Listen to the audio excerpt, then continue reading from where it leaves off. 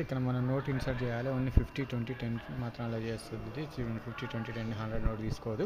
ఇక్కడ కొన్ని మిషన్స్లో మాత్రం 20, 10 తీసుకుంటుందండి. 50 నోట్ తీసుకోదు. అక్కడ ఏ నోట్ తీసుకుంటుందో ఇక్కడ క్లియర్గా మెన్షన్ చేసి ఉంటుంది. నోట్ ఉంటే నోట్, లేదంటే కార్డ్ ఉంటే కార్డ్ ఇట్లా ట్యాప్ చేయొచ్చు, లేదంటే కార్డ్ ఇట్లా ఇన్సర్ట్ చేసి మనం ఇక్కడ పే చేయొచ్చు. పే చేయగానే మనకు టికెట్ వచ్చింది. ఒక నోటు పెడితే మాత్రము ఇక్కడ టికెట్ చూసారా, ఇది టికెట్ అండి. మనకు 13.60 euros అయినా టికెట్ ప్లస్ మనకు చేంజ్ వచ్చింది. నేను 20 euros పెట్టాను, చేంజ్ వస్తే ఇక్కడ నుంచి తీసేసుకున్నాను.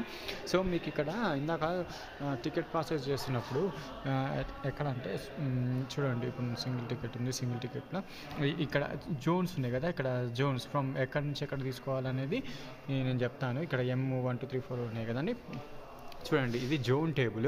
ఎం అంటే ఈ వైట్ కలరు. ఇప్పుడు నేను వచ్చేసి ఎక్కడ ఉన్నాను, సిమెంట్స్ వర్క్లో ఉన్నాను కదా. సో ఇది వైట్ కలర్లో ఉంది కదా, అంటే ఇది M2 నేను ఎయిర్పోర్ట్ ఏ జోన్లో ఉంది, ఇక్కడ ఉంది ఎయిర్పోర్ట్ అంటే 5th జోన్. M2 5th అని కొట్టాను కాబట్టి